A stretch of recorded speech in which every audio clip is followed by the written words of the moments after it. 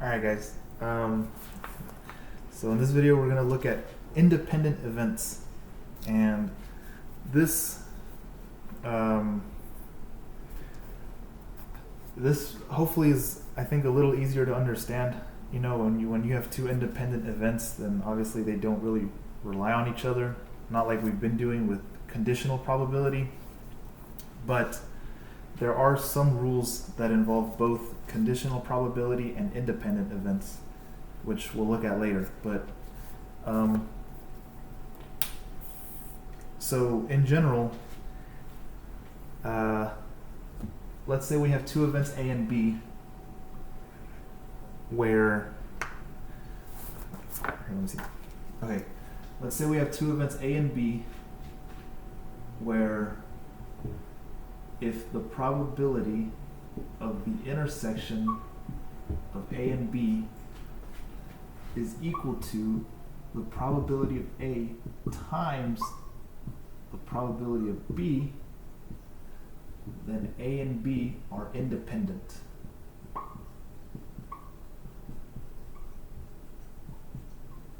Or they're independent events. Alright. So, you know, in previous chapters, we've looked at this intersection and we've said that this is equal to the, you know, in a Venn diagram, it's like the middle part where A and B overlap. But here we're saying that if we have the total probability of A and we multiply that by the total probability of B, then if this is equal to this intersection, or vice versa, if this intersection is equal to this, then they are independent events. And we'll show that in this example. So let's go back to the six-sided die. And we have event A, which is equal to 2, 4, and 6. So all the even numbers on that six-sided die. Let's say we have event B, which is 1, 2, and 3. So any number that is less than or equal to 3. We have event C, which is a 1 or a 2 is tossed, so it's just 1 and 2. And we have event D, where it's 1 and 6, or numbers that don't start with a T or an F. Alright. So, you know, just by looking at each individual event, we can say that, well, the probability of landing on an even number is 1/2, because, you know, we have 3 even numbers out of the 6 possible faces, so that's 1/2, 3 over 6, 1/2. The probability of landing on a number that is less than or equal to 3 is also 1/2. The probability of landing on a 1 or a 2 is 1/3. And the probability of landing on a number that does not start with a T or an F is also 1/3. Right? Because, you know, 3 out of 6, 3 out of 6, 2 out of 6, 2 out of 6. So those are our probabilities for each event. Okay. So using this that we've set up here about the intersection and the total probabilities, let's see if any of these events are independent with each other. Alright, so let's take A and B first. Are A and B independent? Well, let's look at the intersection of A and B. We have 2. 2 is the intersection of A and B. So, you know, one face from a possible 6. So the probability of A intersect B is the 2 face, which is 1 over 6, right? Because there's only one face that both of these have in common out of 6 possible faces. Okay, so that's the intersection. But what if we multiply the 2 probabilities together of A and B? 1/2 times 1/2, well, that's 1/4. So the probability of A times the probability of B is 1/2 times 1/2, which is 1/4. So clearly these are not independent because the intersection is 1/6, and if we multiply the probabilities we get 1/4. 1/6 does not equal 1/4. So A and B are not independent. Alright, what about B and C? Alright, so the probability of B intersects C, you have 1 and 2, and you have 1 and 2.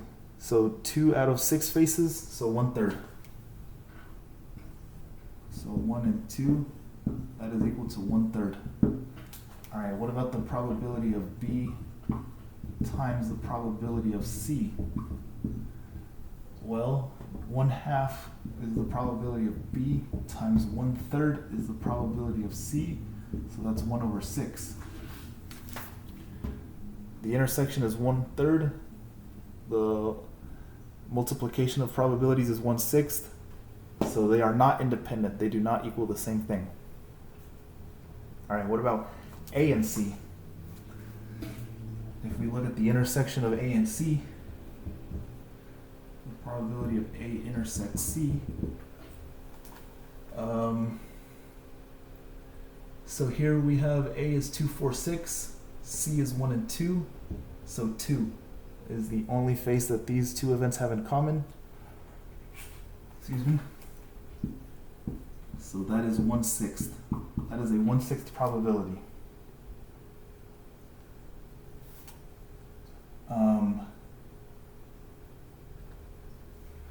Wait a second.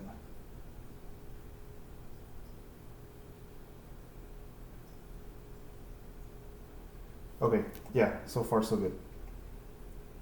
Okay, now let's look at the what happens if we multiply their probabilities together. So the probability of A times the probability of C. A is 1/2 times C, which is 1/3, and that is equal to 1/6. So that is 1/6, that is 1/6. Then yes, A and C are independent. The intersection is the same as the multiplication of both of their probabilities. So these two events are independent. And that's how we find out if events are independent, by using this rule up here. So let me erase this.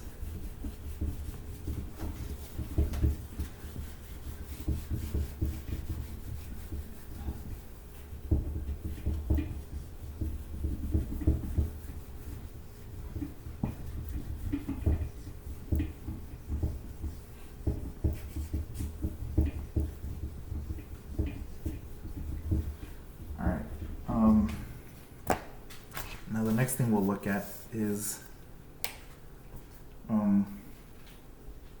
and that rule that I just wrote up there, where the intersection is equal to the multiplication of the probabilities, of the separate probabilities, that extends past 2 events. So, 3 events or 4 or 5, however many events, if the intersection of all of those events is equal to the multiplication of each individual probability, then all of those events would be considered independent.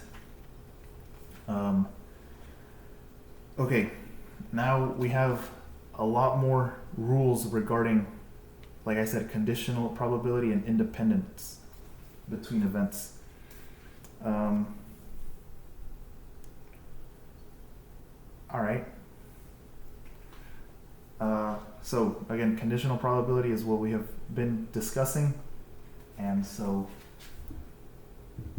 the first rule we'll look at is that the probability of A intersect B is equal to the probability of B given A times the probability of A, and this is also equal to the probability of A given B times the probability of B.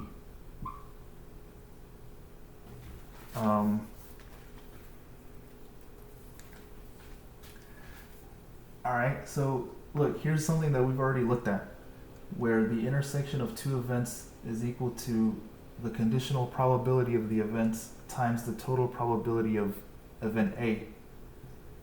And, you know, this can also be written in this form. So, yes, sorry, I'm just like also trying to digest this as well.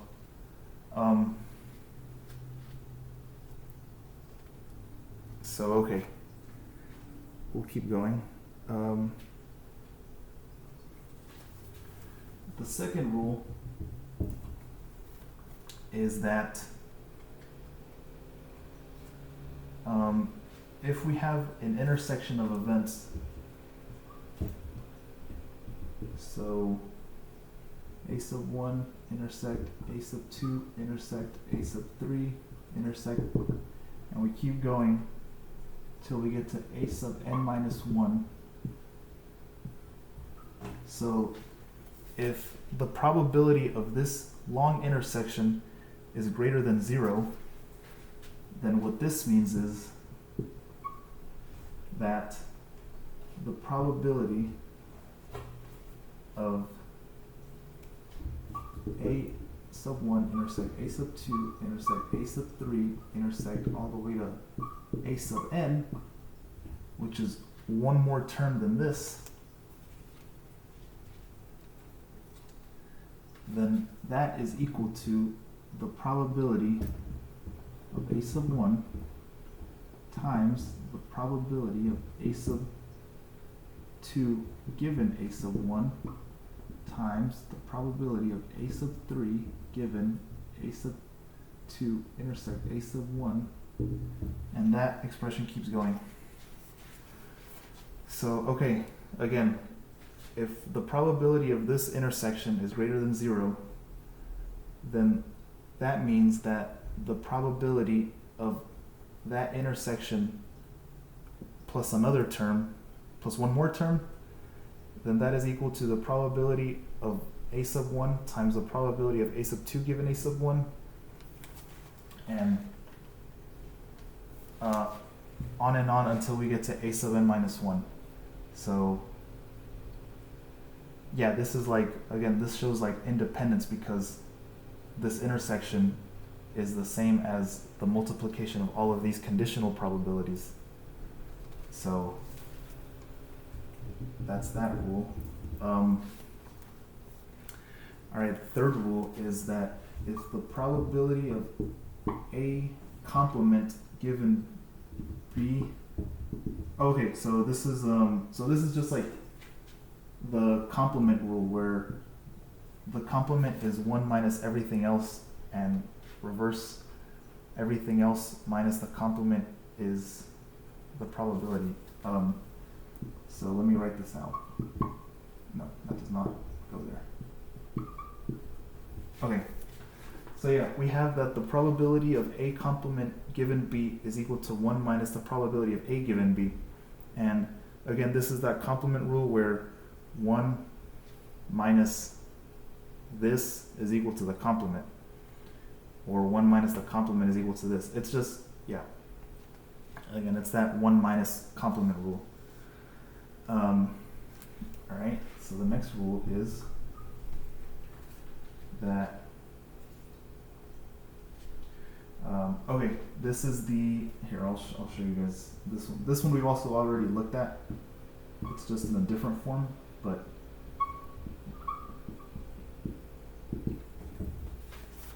so remember that if we have the probability of a union, then that is equal to the probability of A given C plus the probability of B given C minus the probability of A intersect B given C.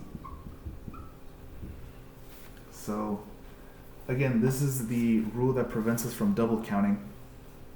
If we have a union of two events and we're asked to find the probability of that union given a third event, then what we can do is we can add the probability of event A given C plus the probability of event B given C, and then we subtract one intersection to prevent us from double counting, where we've already added somewhere in here an intersection, or we've added two intersections technically, so we subtract one out.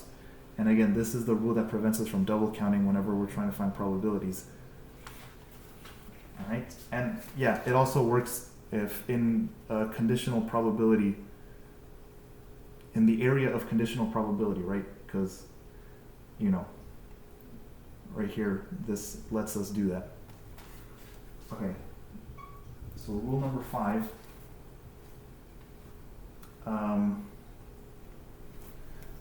If A is a subset of B, and remember, subset just means that A is within B.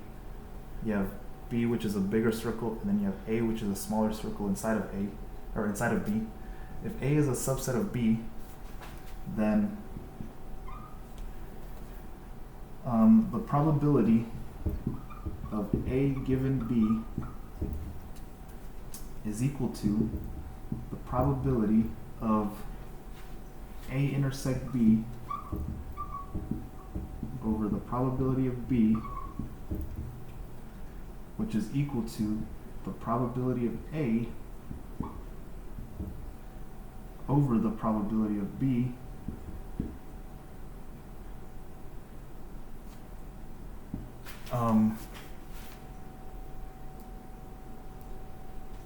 okay, and I'll write down here, and the probability of B given A is 1.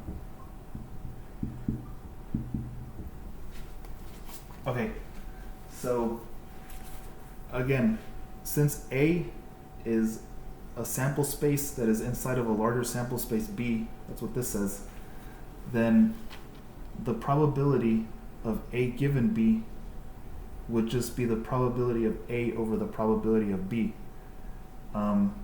Because what this intersection is telling us, this intersection isn't really very necessary, right? Because all of A is contained in B. So, of course, you know,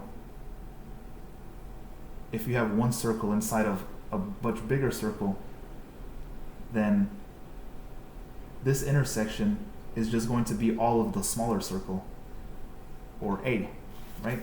If you have, you know, a circle B and a smaller circle inside circle A, then the intersection of these two circles is just going to be all of A, because that's where the two circles overlap and it covers A completely.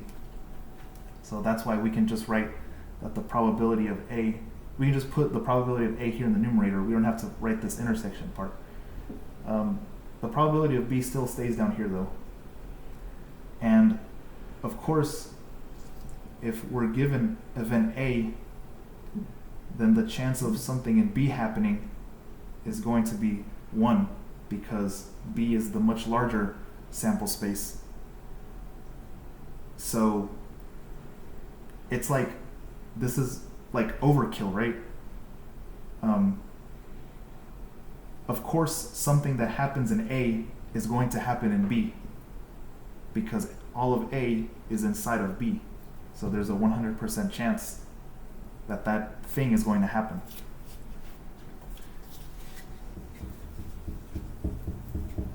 All right, so the next rule. Okay, so this talks more about independence. Actually, I'll write it down here. So if A and B are independent,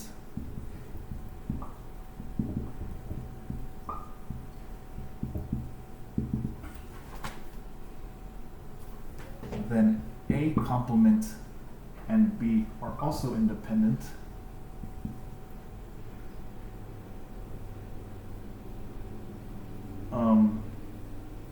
so are A and B complement, and A complement and B complement are all independent.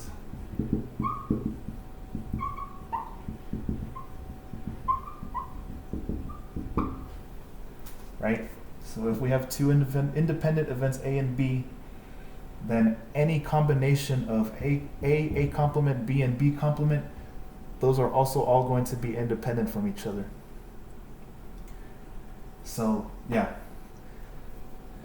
And the final rule involving conditional probability and independence is that since the probability of the null set can be rewritten as the probability of the null set complement, the null set intersect A, which is 0, right? Because the null set just means like that area where nothing nothing intersects and like nothing can exist in a probability. So the probability of the null set can be written in the form of the probability of the null set intersect A, which again, nothing intersects with the null set, so that's just 0. And that means that this is also equal to the probability of the null set times the probability of A.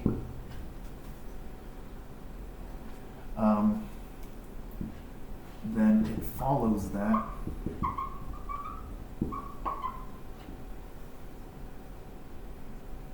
the null set is independent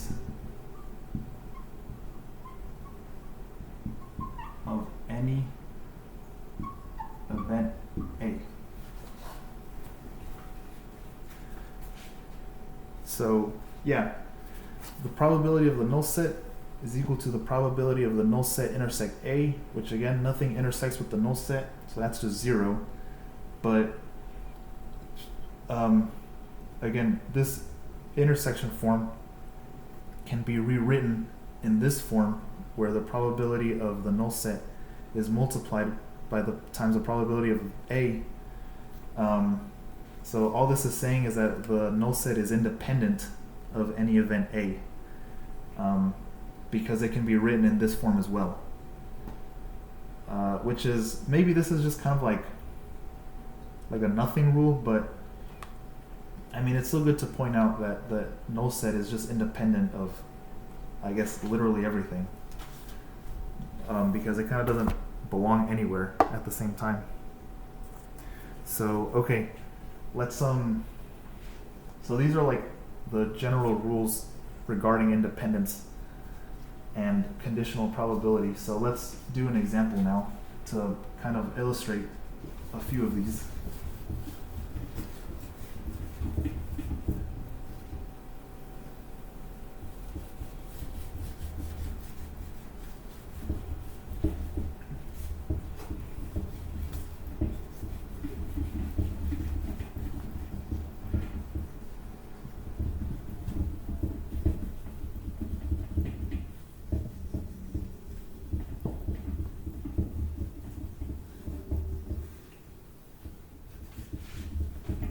All right. Okay, so let's suppose we have two events A and B that are independent. So we have to find the probability in terms of P of A and P of B that exactly one of the events A and B occurs. Okay, so we have two independent events A and B, and our answer at the end is going to be in terms of probability of A and probability of B. So we're not going to have like a number value answer. It's just going to be variables as our answer. And dang it, Germany scored again. Okay, so we're trying to find the probability that exactly one of either events A and B happens. Okay, so what does that look like? So the probability that exactly one of A and B occurs. All right. So what does that look like? Okay, so either event A happens and B doesn't, or event B happens and A doesn't. And just by saying it out loud, we are able to sort of come up with a more, I guess, malleable way of writing this, or just a form that we can, pick apart and subtract things and do stuff to. So again, if only one of either of these happens, so consider the fact that A happens and B doesn't. Okay? So let's say A happens and B does not. So that's what this is. A intersect complement of B. A happens and B doesn't, because only one event can happen, or exactly one happens. Okay? Now what about the other part where B happens and A doesn't? So those are two different scenarios, and we notate that with the union of A complement intersect B. So if we're only looking where exactly one of A or B happens, then that means we're finding the probability of A happening and B doesn't, or the part where A doesn't happen and B does. And that is this written in notation form right here. So this is the probability that we're trying to look for. Okay. So obviously these are two opposite instances, right? Because either A happens or either B happens. That makes them mutually exclusive. And so that means that we can kind of rewrite this in a different way. So, okay. So since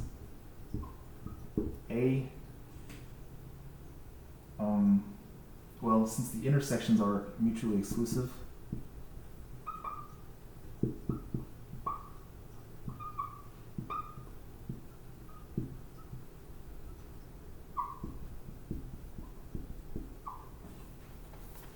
then we can rewrite this as the probability of A intersect B complement plus the probability of A complement intersect B.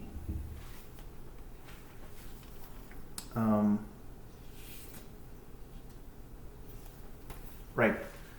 And again, they're mutually exclusive because they are complete opposites of each other. Right? So, the probability of exactly one of A and B occurring is the same as adding up these separate probabilities, these separate intersections. And that is basically this. And we're allowed to do this because these two events are mutually exclusive. Okay. So, from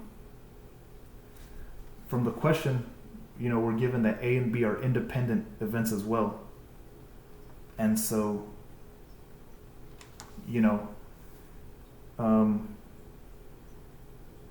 that also tells us that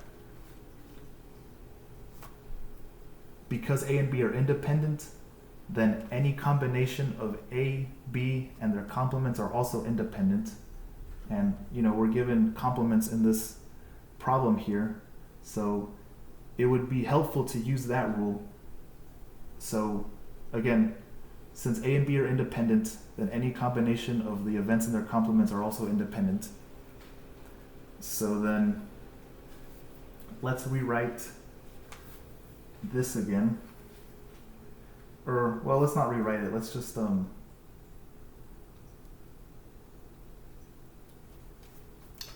say that the probability of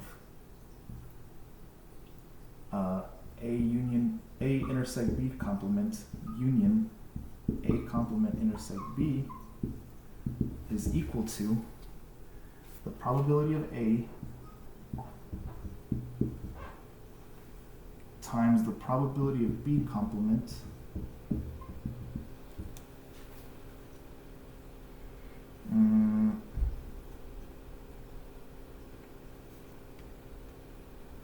plus the probability of B times the probability of A complement. Okay. So let me see.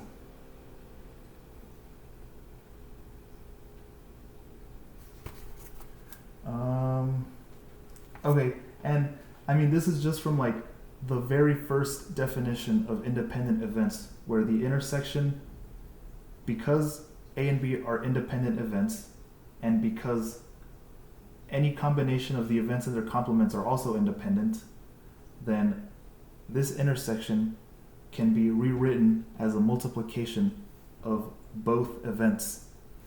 So the intersection of A and B complement is equal to the multiplication of the probability of A and the probability of B complement.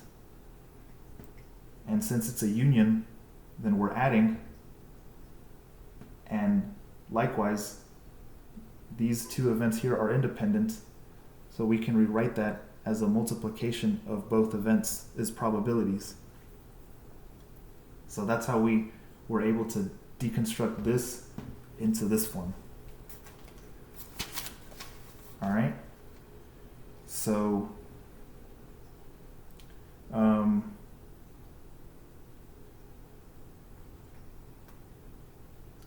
okay. Now, because they ask for our answer in the terms of probability of A and probability of B, we can't have these complements in our answer.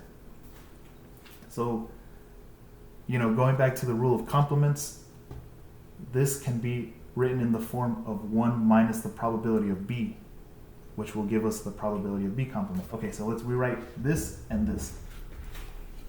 So again, this is equal to the probability of A times 1 minus the probability of B plus the probability of B times 1 minus the probability of A. Right? That complement rule. So, okay, now we can just rewrite this, or we can simplify it a little more. So we have that the probability of A plus the probability of B.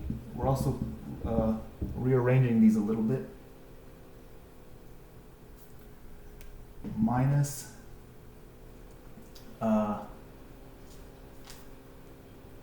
okay, look, because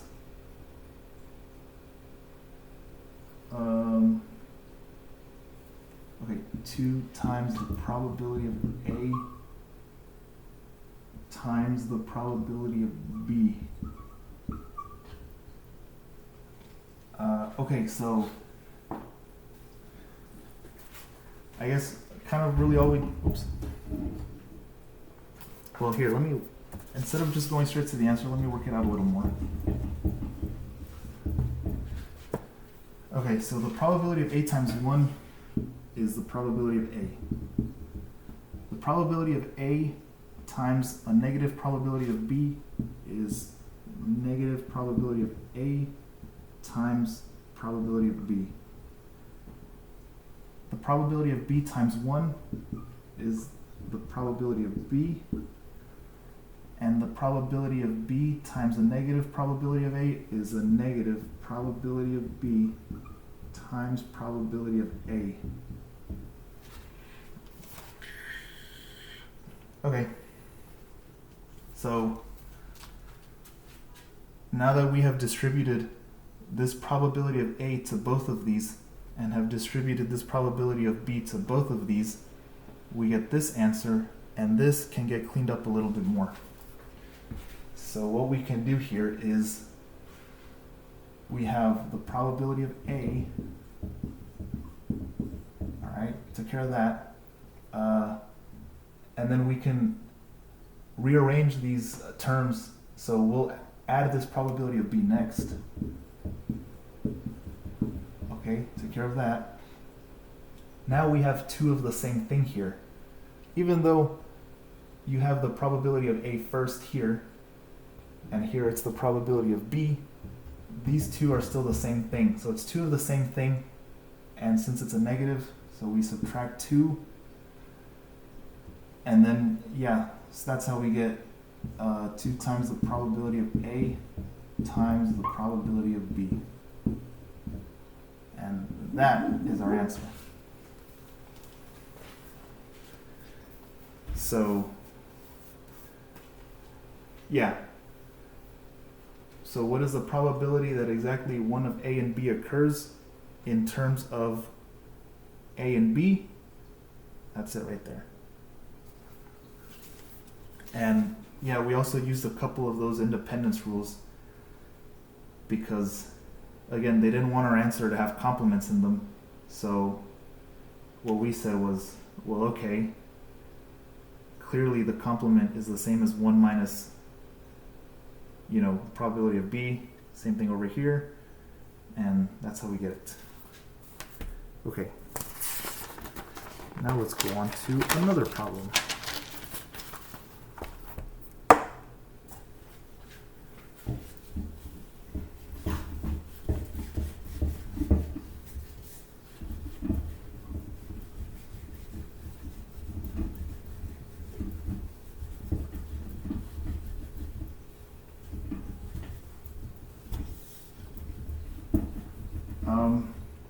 Actually, I'll